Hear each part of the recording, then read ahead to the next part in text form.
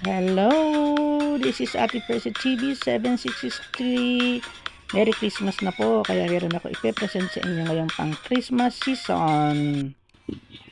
Ito na nga po, mag-umpisa na akong maghiwa ng papaya. Dala ng anak ko to, yung panganay kong anak. Hindi siya masyadong hinog, kaya napakagandang gawing isama sa aking gagawing salad. Bali, ito po ay fruit and vegetable salad na aking ipe-present sa inyo ngayon. At syempre kailangan na ipakita ko muna sa inyo ang iba-ibang klase, 'di ba? Yan.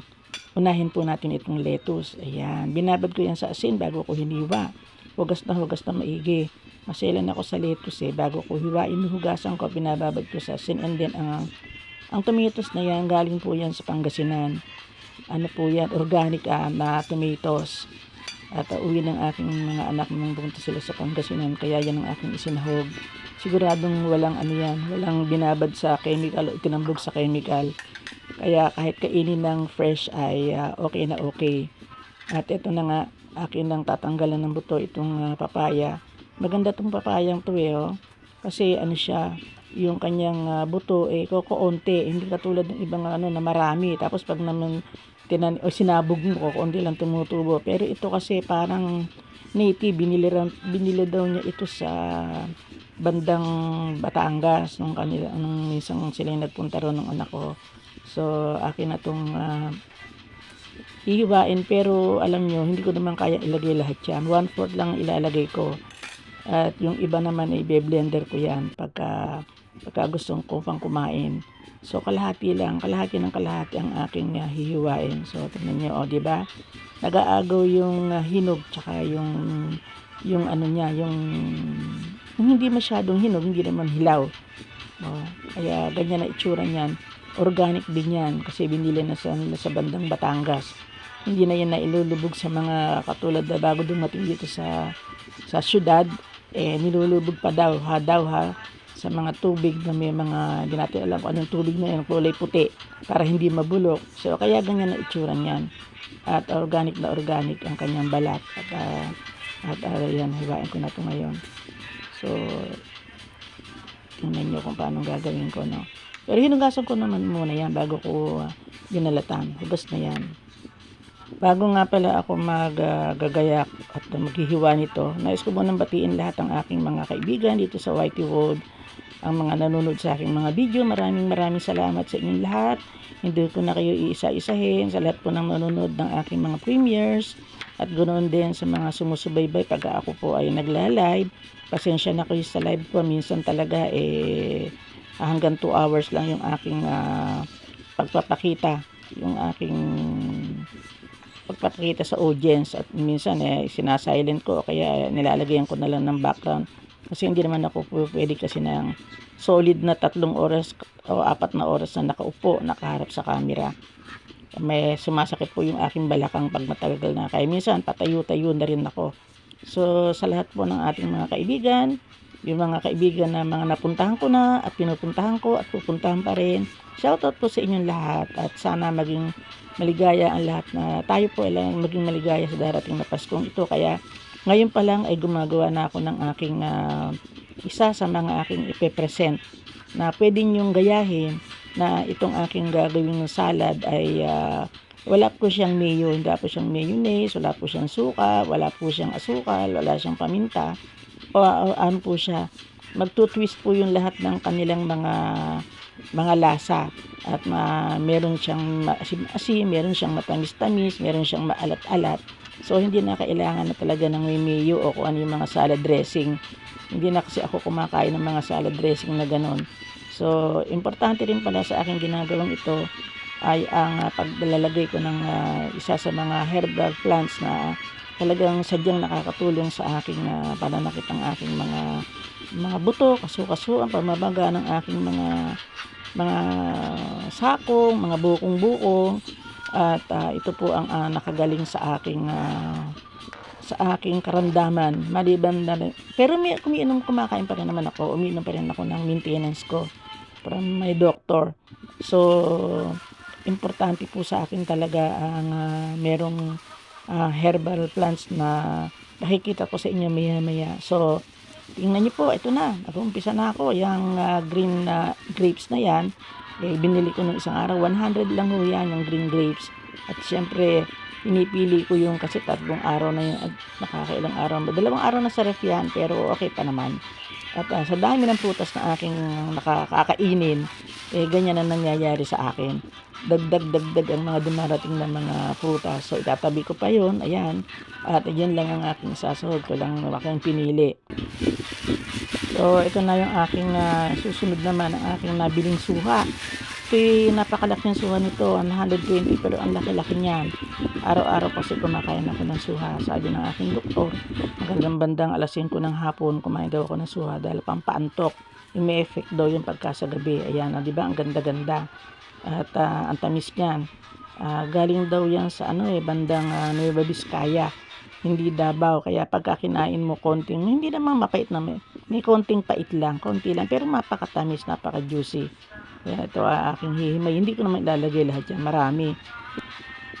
Next naman, ito yung pansit-pansitan na sinasabi ko sa inyong herbal. Yan Pag nagasan kong maigi yan, binanlian ko na rin yan. Kaya sure na talagang sobrang linis niyan. Yan po ang nakagamot sa aking rayuma, sa aking uric.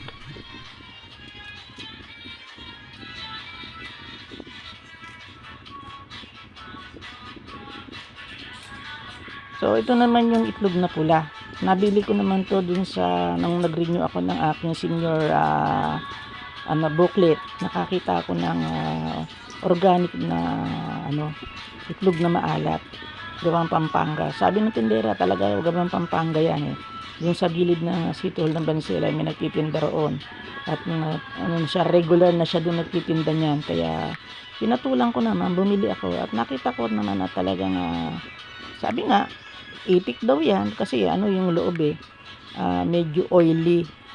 Pero hindi siya sobrang alat. Ewan ko lang kung talagang itik yan. Pero pag tinitignan ko to, ewan ko na, basta maalat siya ng konti. Importante, meron siyang itlog na maalat, di ba? O yan, nalagyan ko rin yan.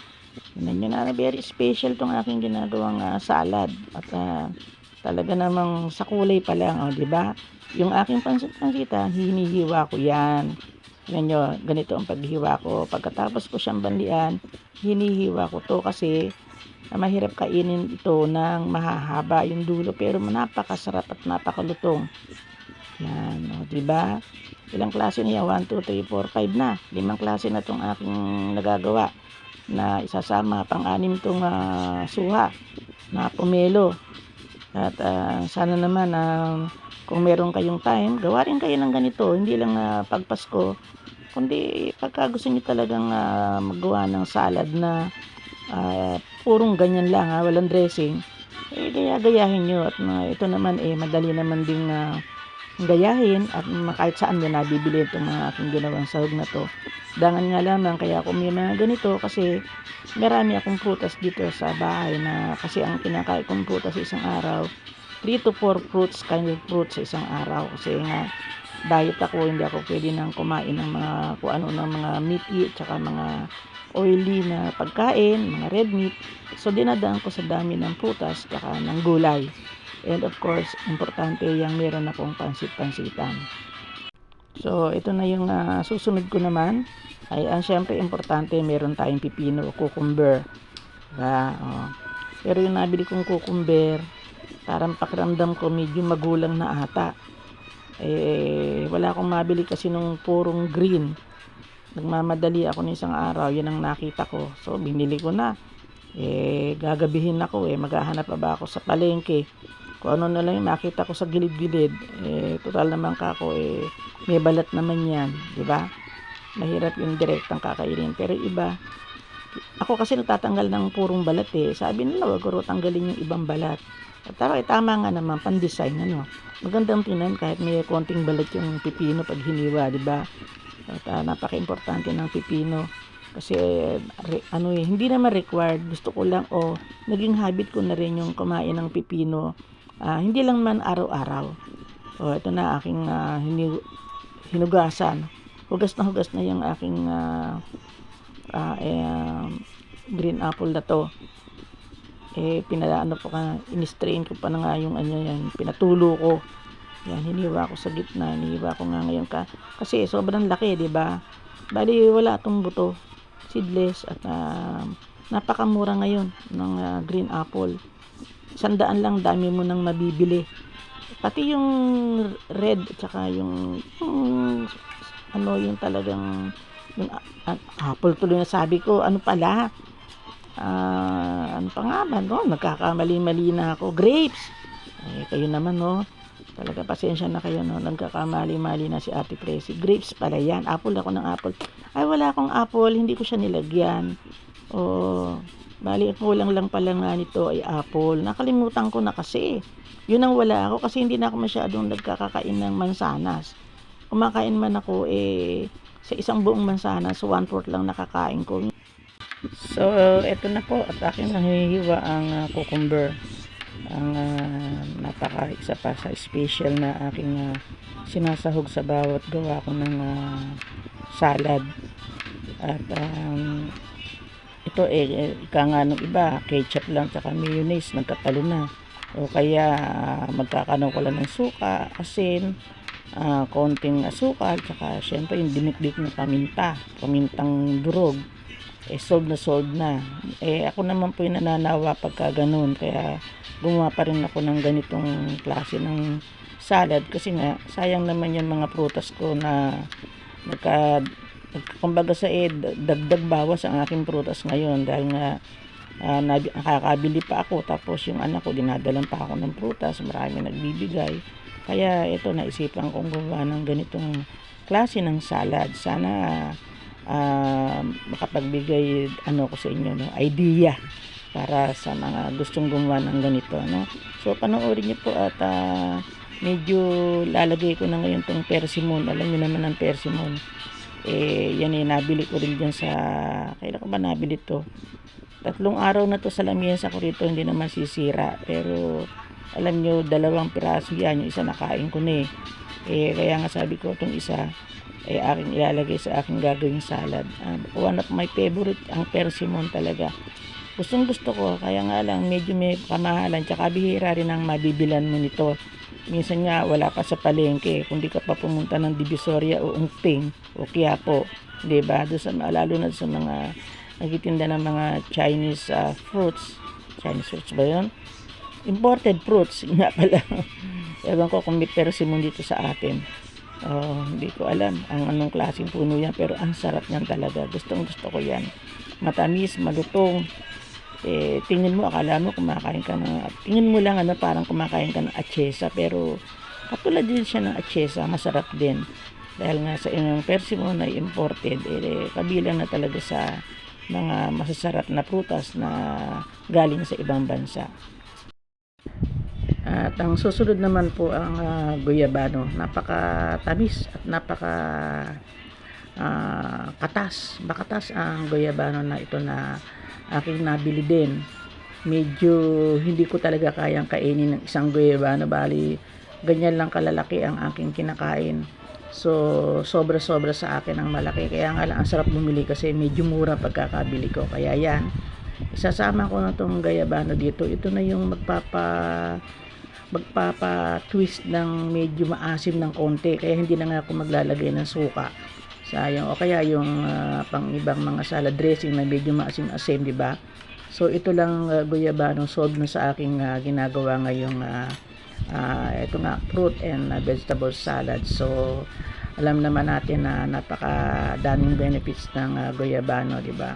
Sabi nga nung aking tiyahin nung araw, pagka nga ikaw ay inuubo, lalo kung medyo may plema ng konti, kumain ka nga daw ng guyabano at siguradong mawawala, maiibsan at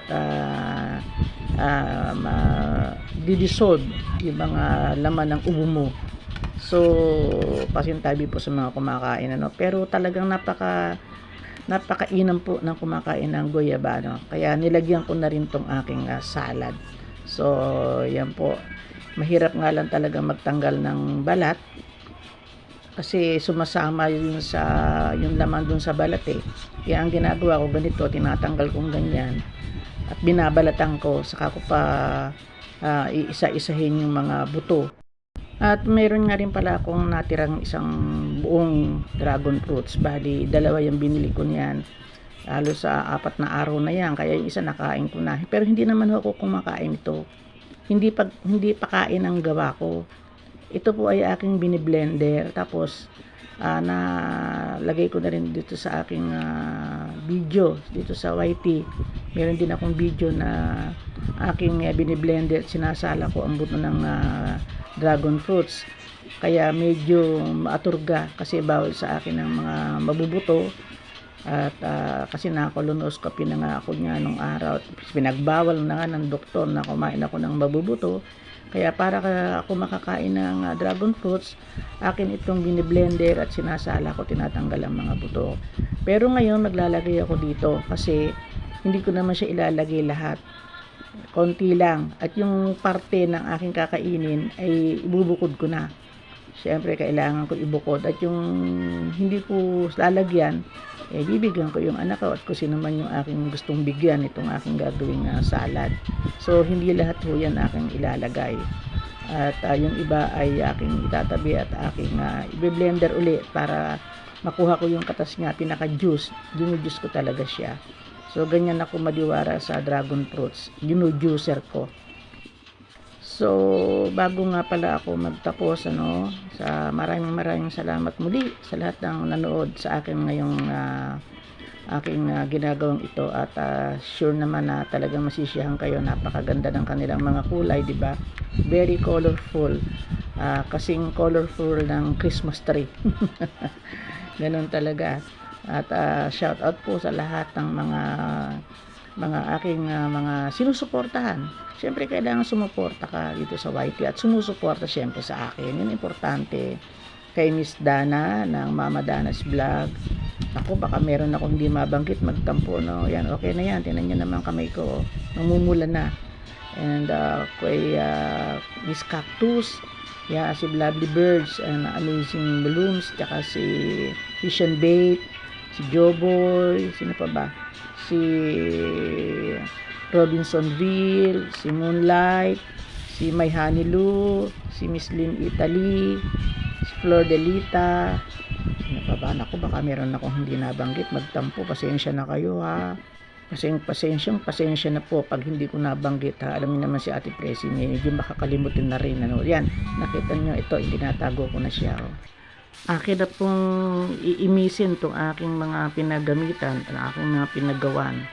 At lalo na yung ibang sangkap na mga natira ko, especially yung dragon fruits. So ito na, pagsasama-samahin ko na sila. Kita nyo naman, di ba? Ganda, no? Talagang pang Pasko, very colorful. Yes. Nangungusap sa ganda, parang Christmas tree, di ba? Nakakatuwa naman tong aking ginagawa. Habang ginagawa ko to, talagang ako'y nananakam. Kasi na-imagine ko yung sarap nito. So, ito na, umpisahan ko na silang pagsama-samahin at kaya nga lang talaga hindi ko pala masyadong sagad tong hiwa ko ng pipino. Nakikita pa, no? Yan. Magkasama na ang alat dahil sa itlog na pula, maasim-asim dahil sa guebano, manamis-namis dahil sa persimmon at sa iba pang sangkap, at saka dun sa grapes din, diba?